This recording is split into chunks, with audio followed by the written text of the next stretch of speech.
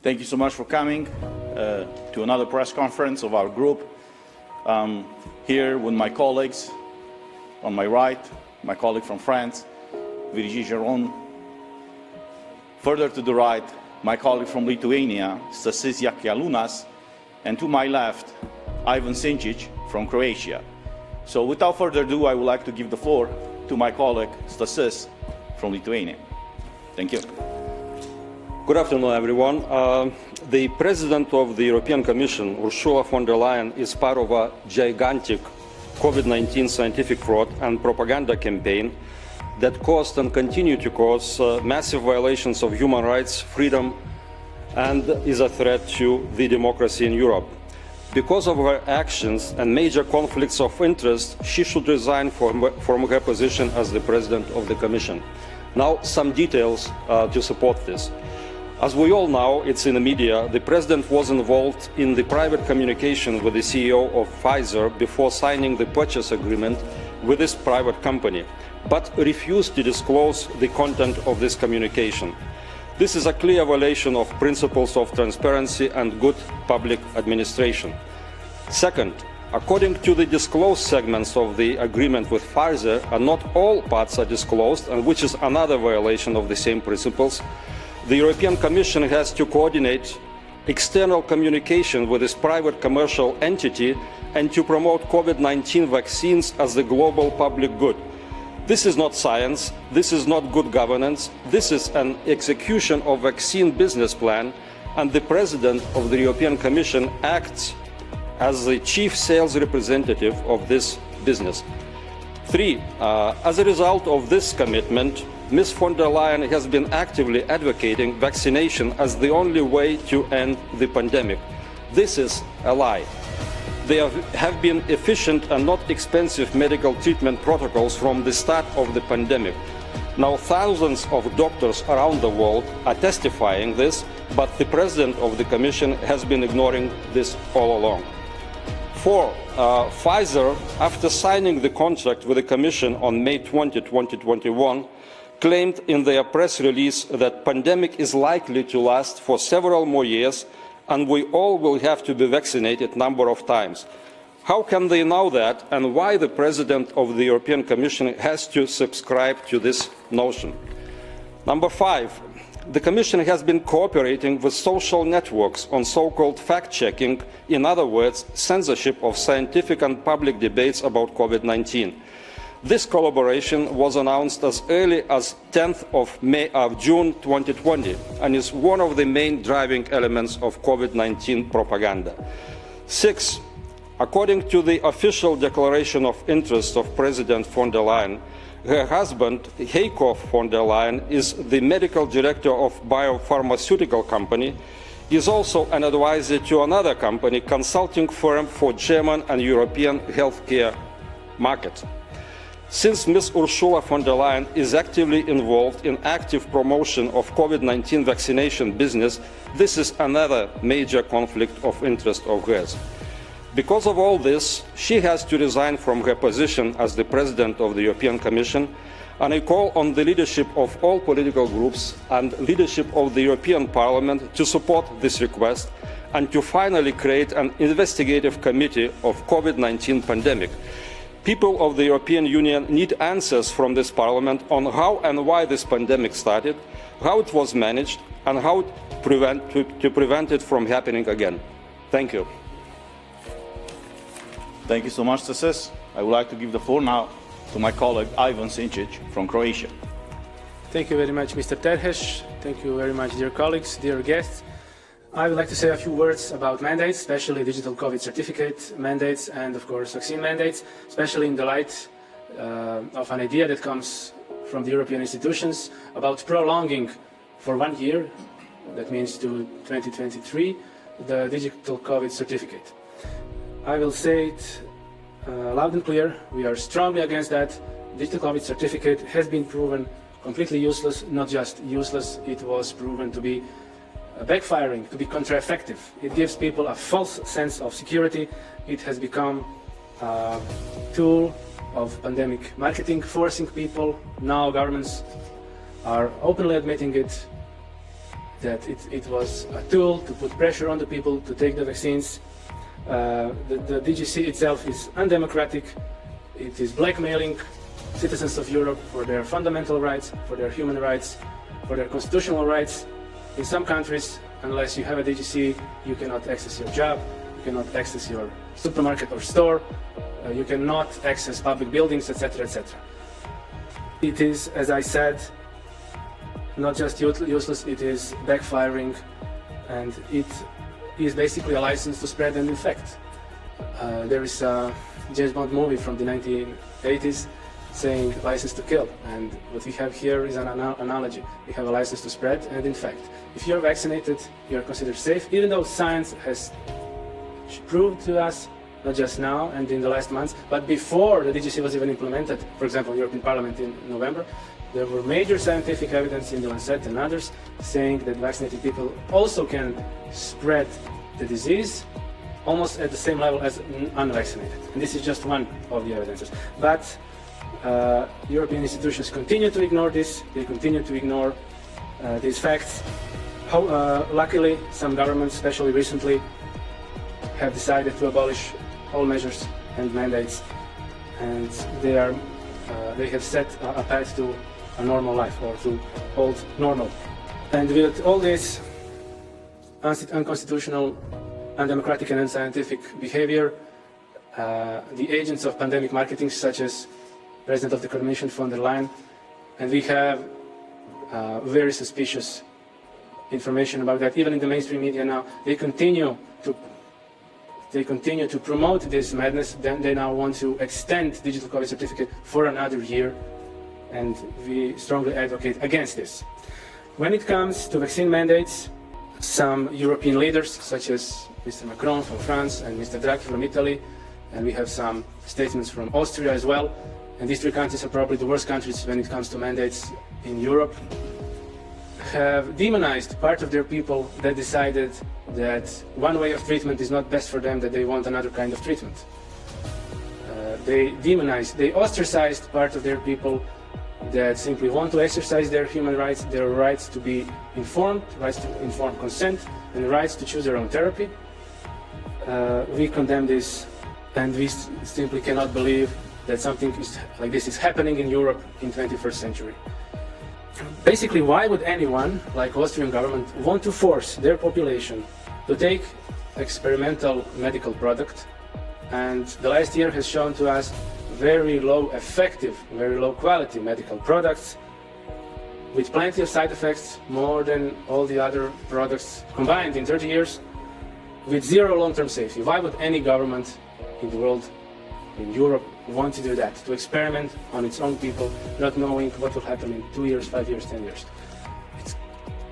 It's a total disaster, and we strongly protest against this, and we are also very happy to be proven right, that what we were claiming, and we were claiming what the science showed us, what the practice showed us in the last few months, that we are on a right path, and we are very happy to see that all around the world many governments are lifting their mandates, and that the people are rising to fight for their rights, for their freedoms, that people who are tired of not just health crisis but economic crisis, democratic deficit, and everything else I have mentioned. What we have here clearly is a pandemic of corruption, and we are determined to get to the bottom of this, and we want European institutions, starting from Ombudsman to many others, to make full investigations. And what we need in Europe is accountability. Thank you. Thank you so much, Ivan. I would like to take this opportunity. I will be speaking today about transparency, the importance of transparency in the European Union, and I will prove why transparency is so important, especially when we talk about rule of law. Before I start my argument, I would like to take this opportunity to thank a journalist from Germany who did not stop, who did not cave, and who was not afraid to seek the truth. When this journalist, whose name I don't know, and that's not important, saw the news out there in the month of April of 2021 that Ursula von der Leyen signed a contract with Pfizer for $1.8 billion, not million, billion with B, new doses of Pfizer vaccines. The guy requested from the European Commission, based on the regulation, the EU law, that gives you guys access as journalists to documents held by the Commission. So this journalist requested all the communications between the European Commission and between Ursula von der Leyen and the head, the CEO of Pfizer company. The answer that this journalist received from the European Commission was that they cannot give him the personal messages or the direct messages between Ursula von der Leyen and the head, the CEO of Pfizer. The journalist did not stop there. He filed a complaint with the Ombudsman Office. In the month of September of last year, it was publicly announced by the Ombudsman Office that they are starting an investigation. I'm not here to criticize the media, but I have to tell you guys, the Brussels media was only one outlet who reported the story. We as MEPs, we found out 2 weeks afterwards about this investigation. We start promoting that, and that's how the mainstream media started talking about that investigation. A few weeks ago, the Ombudsman released the conclusions of that investigation.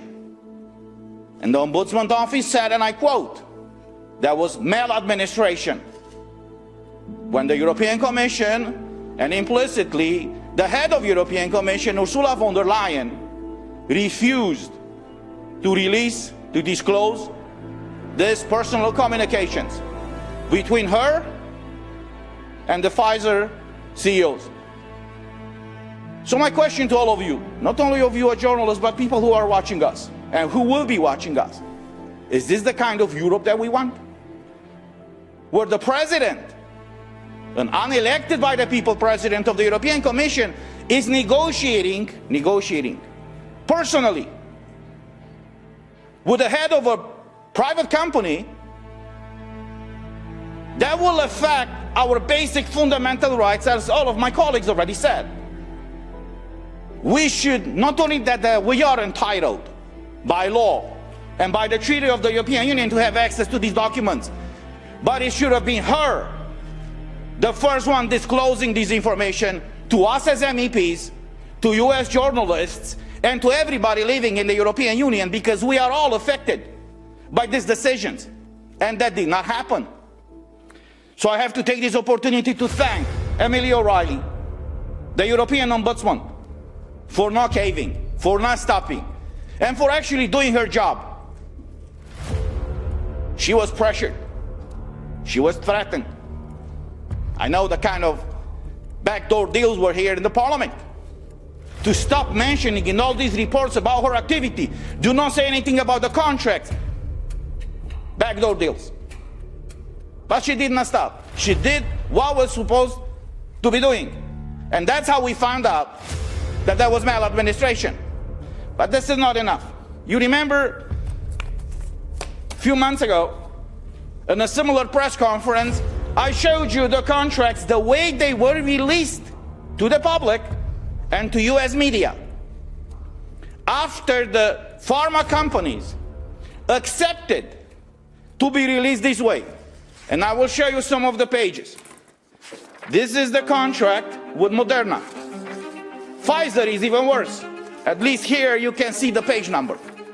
In the contract with Pfizer that was released to the public, you can't even see the page number. So I'm asking all of you, is this transparency? Do you as journalists or you as people feel safe when the head of the European Commission is negotiating personally with the CEO of a private company, public company, whatever, you know, they have stocks, but it's still a company. It's not a government. It's not a state. We became objects of these people. They strip away our rights because they have commercial agreements. This is unacceptable.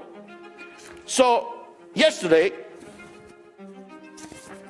we had to vote in the plenary, and you can check the records, on what is called the activities of the European Ombudsman annual report for 2020.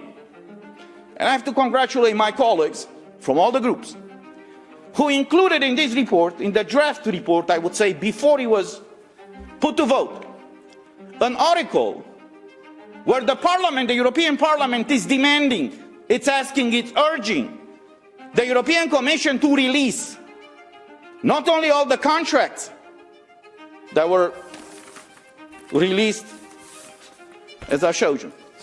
This is the great transparency in the European Union. The Parliament said in its draft report that all the contracts with these pharmaceutical companies be released, and going forward, the European Commission should not accept a clause in these contracts that they will not be able to release the full content, the full version of these contracts. We were all happy with that article. But we were shocked yesterday morning when we saw an amendment from the EPP group, the European People's Party group. That's not People's Party anymore. The European Special Interest Group. So I will read and I quote some of the things that were mentioned in this article, because it's important, especially for us journalists, to have access to correct information in order for you to properly inform the audience. And what they try to do.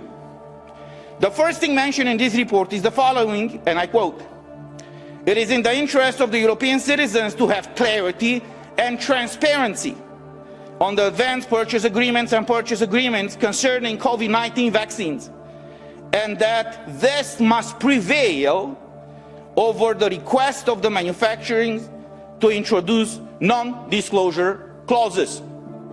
The amendment proposed by EPP was to remove this language. So my question is, why don't they want to have people access to these contracts? Second thing, the European Parliament, it's encouraging the Ombudsman to continue her inquiries and to ask the Commission to publish non-redacted versions of such advanced purchase agreements and purchase agreements. This text was proposed by EPP to be removed from the report. Why? And I'm urging you guys as journalists, ask the leadership of EPP group why they don't want the European citizens and you as journalists to see the contracts, the content of these contracts. The article also says that emphasizes that any lack of transparency in the framework of COVID-19 pandemic is at odds with citizens' rights to information and fuels disinformation and distrust, which is true. We don't know what's in these contracts. Some people contacted me unofficially who said, "Man, you should not be aware everything is okay." I said, I don't know. But just the fact that even us as MEPs, we are not able to see the full version of these contracts, this is a problem in itself. Even this text, they wanted to be removed. And there was another mention where the European Commission was urged to publish, fully publish all these contracts. Also this text was proposed to be removed. But see, people have the power. We mentioned before that we are elected by the people, for the people. So we had a vote yesterday from all the political groups except EPP, who took into consideration the fundamental rights of the European citizens. And this is how they voted. Here's the result of the vote. 187 MEPs, the vast majority from EPP, voted in favor of this amendment to not allow the EU citizens and the journalists to have access to full contracts. On the other side, 506 MEPs voted that these contracts be published, that the European Commission should publish them immediately, and they should not accept any such clauses going forward. I've done a calculation. 27% of the MEPs who voted yesterday voted against transparency, and 72% of the MEPs voted in favor of transparency. These were all across political groups except EPP, from the left to the right. Because we are here for the people. So I would like to take this opportunity to thank again to this journalist from Germany who did not stop and keep pressuring to find out what is going on between these messages that were privately exchanged between the head of the European Commission and the CEO of Pfizer.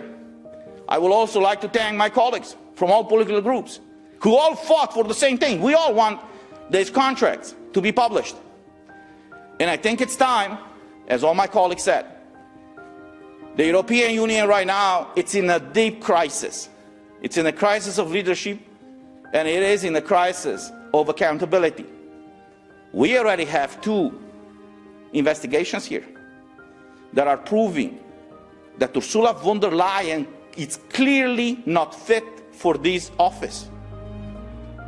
She committed maladministration on the way she handled that request from the journalist, and 72% of the MEPs just voted yesterday that all of these contracts be published. So I join my colleagues and I publicly demand the immediate resignation of Ursula von der Leyen and allow this union to actually be led by a person who truly believes in the European values, in transparency, and in respect for fundamental rights. Thank you.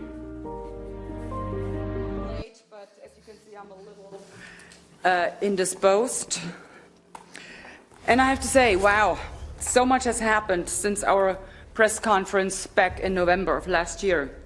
And I've been told by so many people that because of my clear stance on defending freedom, democracy, and the rule of law, that I've given a lot of people hope. This is flattering, of course, but it is only part of the story. What we have seen since November is absolutely incredible. People are voicing their opinion on government overreach. They're taking to the street, protesting these illiberal COVID mandates, and they're challenging their governments in ever-increasing numbers. In Germany, thousands and thousands of people take strolls every Monday night in hundreds of cities all across the country to express to the German government that they will not tolerate being stripped of their civil rights. In Australia, Italy, France, Austria, New Zealand, and Belgium, in pretty much every Western country of the world, people are rising to defend freedom, democracy, and the rule of law.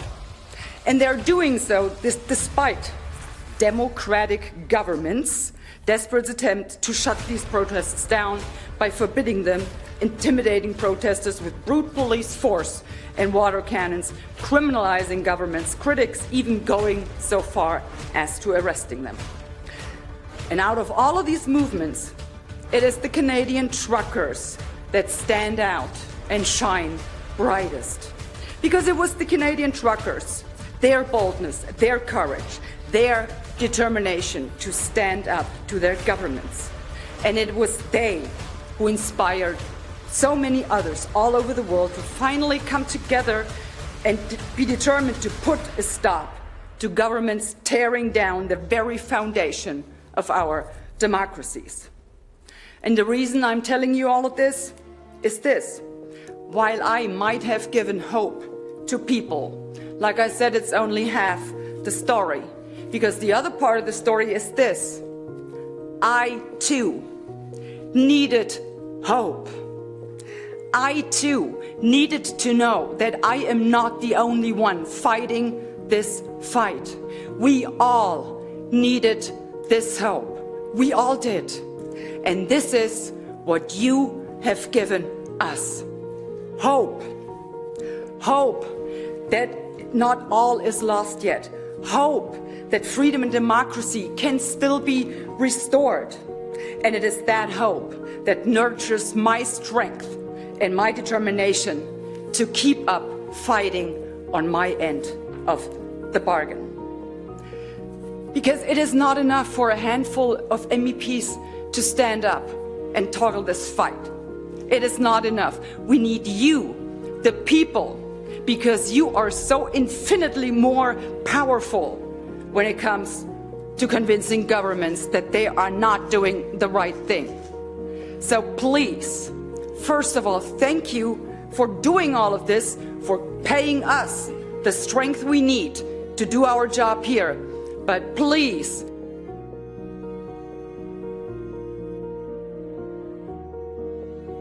they did exactly the right thing. Thank you. My name is Anna Badensky. I'm from Eurodeputati.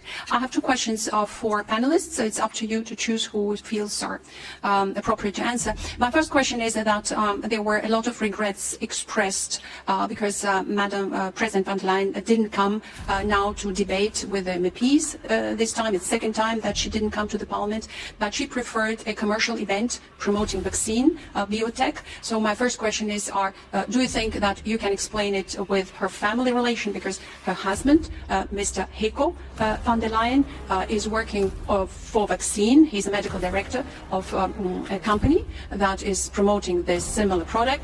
And my question to you, don't you think that there is a conflict of interest and she can't express her respect for her husband's work otherwise than using her official position? And the second question is about the situation in Canada. Because there was a martial law introduced to quell the protest of vaccine skeptics, because the Prime Minister of Canada, Justin Trudeau, has said that it's unacceptable to mistrust the vaccine, and so now he declared martial law, and people can be kept without a lawyer for 90 days, and there can be mass arrests conducted. So my question is it appropriate to suppress human rights in a country which is a strategic partner to the European Union? I was asking this question here the whole day yesterday. I didn't get an answer. Thank you so much. I would like to give the floor to my colleague Stasis, because he spoke about this personal relationship between Ursula's husband and some of these pharma companies. Yeah, thank you, Christian, and thank you for the question. For me, it's clearly a conflict of interest, especially in this situation when this pandemic is managed in the way it is managed, promoting certain products at the expense of other products, treatments, etc. So Mr. Heiko von der Leyen, as I mentioned, is employed or advising not one but two companies. One of them has a relationship through the personnel with Pfizer. Then the common shareholders, some of them are in the company he works, and also shareholders of Pfizer. The other company is the entrance into the European healthcare, that means medical market. For me, it's a clear conflict of interest. She cannot perform her duties free of this conflict of interest. So, in addition, her participation now in some commercial event, continuing to promote vaccination, so performing as a sales representative of this vaccination business plan is, of course, a disaster, I think. So, at least she doesn't promote now the mandatory vaccination. She mentioned that in December 1st, that we should start discussion on mandatory vaccination in the European Union. I hope it's not happening, and I hope she will listen to what we say here and appreciate. We'll address, of course, the European institutions about this conflict of interest, but just to inform the public, to inform you that our position is that she's in a deep, massive conflicts of interest, not one but several. Thank you. In regards to the first thing, the conflict of interest, we are not prosecutors here. So I will not go into saying if that's a conflict of interest or not. We have the EPP's office, which is led by Laura Codruța-Kövesi, the brave Romanian, who in Romania investigated people for an alleged bribery of 2, 3, 10 euros. So this office should be the one investigating exactly what is happening with these contracts. But I'm not going into that. That's the top of the law enforcement. That's the issue. That's the issue and the subject that should be dealt by the law enforcement agencies. What I'm talking about is the appearance of a conflict of interest. The fact that Ursula von der Leyen is negotiating personally on behalf of the European Union when her husband is already involved in that business, that's a problem in itself. And in any democracy around the world, something like that would have happened. She would have been investigated by the national parliament. I don't think that will happen here, because everything here is done, as I said, based on backdoor deals, and compromises. As far as your second question, what is happening right now in Canada? Look, besides the relationship, the economical relationship and partnership that Canada has with the EU, Canada is a member of NATO. And we see what is happening right now in Ukraine. We see the whole Western world right now being shaken up by people who are disliking us for various reasons. The strength of the Western world is not the army, it's not the economy. We see countries right now, emerging countries, that have stronger economies than any economy in the EU. What made us strong over the history, and I'm talking about the Western world, were the values. The respect for basic fundamental rights, the understanding that the government is there to serve you as citizen, as a person, not for you to serve the government. And what the Prime Minister of Canada, the way he's behaving right now, he's exactly like a tyrant, like a dictator. He's like Ceausescu in Romania. If even you doubt, if you raise doubts about the vaccines, you're outcasted. What's the difference between what he does and what happened under the Inquisition? See, on one side they say, well, we should not believe in God, but on the other side they say, believe in science. We don't have to. Science is not about belief. Science is about measurements, conclusions, hypotheses, and arguments. We got to a point right now where even if you say something, if you raise any doubts, you're already considered, as whatever, they label you in very different ways. This is not okay. And I have to tell you, that when I saw the protests in Canada, the way the truckers over there reacted, I got in touch with some of them, others contacted me, I congratulated them, and I want to use this opportunity to thank them. And I hope this movement for freedom and for rights is spreading all around the world. Because at the end of the day, we have to make sure that all these elected officials, they understand that they were elected in those offices to work for the people, not to behave like masters of slaves. Thank you.